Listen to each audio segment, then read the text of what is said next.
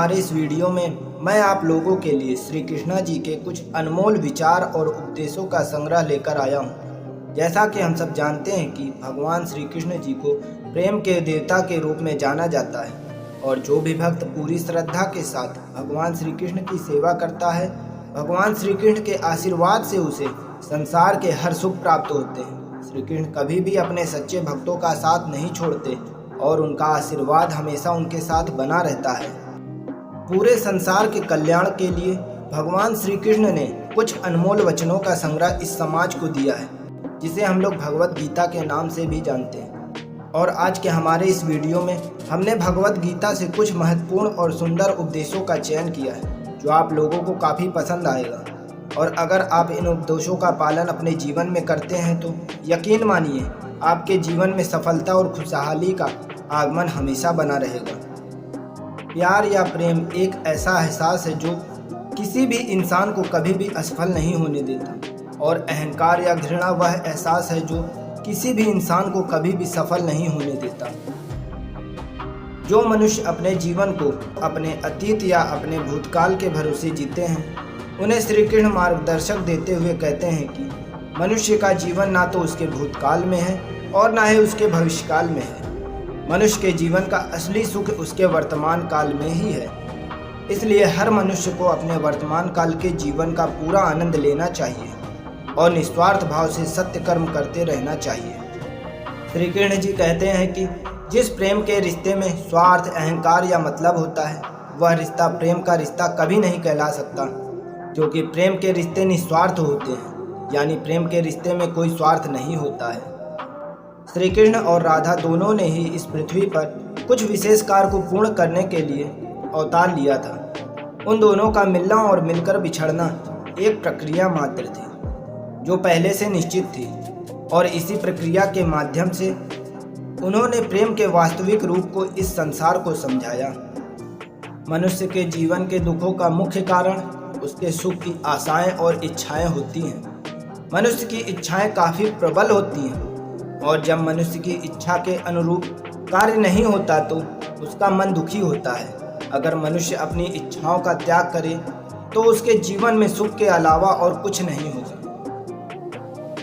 हमारी मन की आस्था और हमारा प्रेम एक ऐसी शक्ति है जिस पर हमारा खुद का नियंत्रण होता है, और हमारी आस्था और प्रेम जिस चीज़ में भी लग जाए उसी चीज़ में हमें श्री कृष्ण के दर्शन हो जाते हैं, क्योंकि श्री कृष्ण का वास संसार के कण कण में है। जिस मनुष्य के मन में अहंकार का वास होता है, उस मनुष्य के जीवन से उसकी प्रतिष्ठा, उसका वंश और उसका वैभव तीनों समाप्त होते चले जाते हैं। श्री कृष्ण जी कहते हैं कि जीवन में कभी भी दान देते समय मनुष्य को अहंकार नहीं करना चाहिए, क्योंकि हो सकता है जिसे वो दान दे रहा है उसे दान देकर वो अपने पिछले जन्म का कर्ज चुका रहा हो। मनुष्य को बुरे कर्म करने की आवश्यकता नहीं होती, बुरे कर्म खुद ही हो जाते हैं, पर अच्छे कर्म खुद से नहीं होते। मनुष्य को अच्छे कर्म स्वयं अपनी इच्छा से करने पड़ते हैं, तभी उसका जीवन सफल हो पाता है। सदियों से ईश्वर अपने भक्तों की परीक्षा लेता आया है, और इस परीक्षा के दौरान ईश्वर अपने भक्तों को अनेक प्रकार के कष्टों से सामना करवाता है।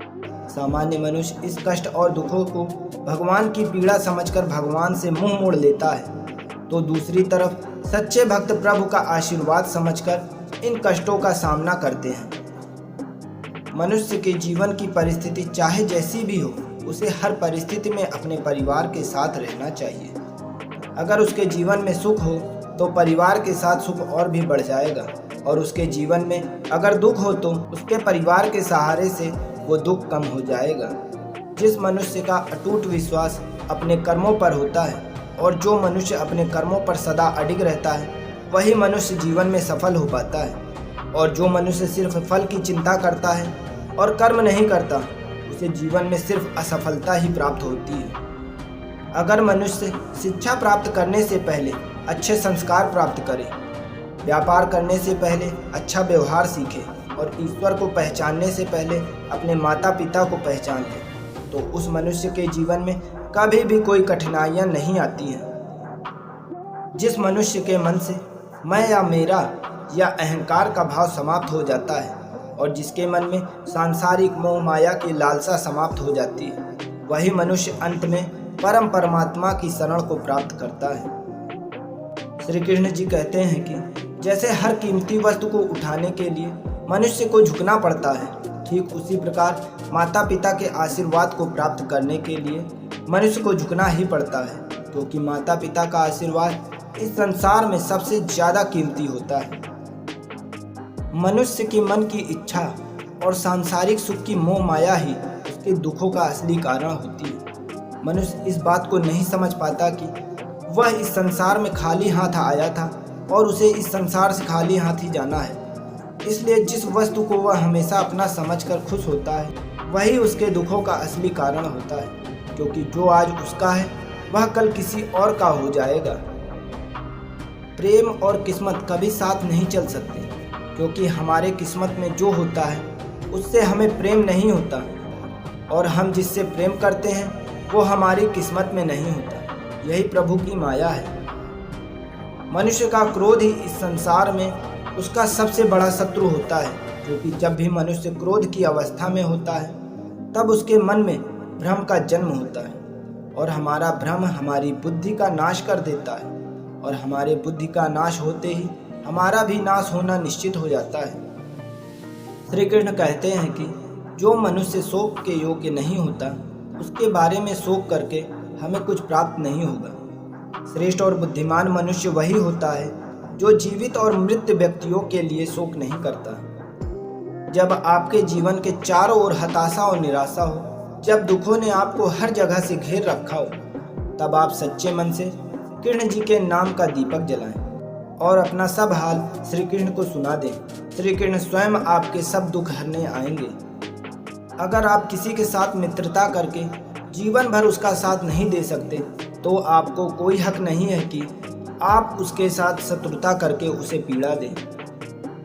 जो मनुष्य अपने जीवन में धन, दौलत, ऐश्वर्य और प्रसिद्धि को हासिल करता है, परंतु संतुष्टि को हासिल नहीं कर पाता, ऐसा मनुष्य जीवन भर दुखी रहता है। और जो मनुष्य थोड़े से संसाधन में भी संतुष्ट हो जाता है, वो मनुष्य जीवन भर खुशी रहता है। जो मनुष्य अपने जीवन में गीता का सच्चे मन से अध्ययन करता है, वो मनुष्य संसार के मोह माया और हर बंधन से मुक्त होकर आध्यात्मिक आनंद का आशीर्वाद पाता है। जो भी मनुष्य अपने जीवन के अंतिम समय में मेरा संस्मरण करते हुए अपने देह का त्याग करेगा, वो मनुष्य मेरी शरण में आता है और जीवन के मोह माया से मुक्त प्राप्त करके मोक्ष की प्राप्ति करता है।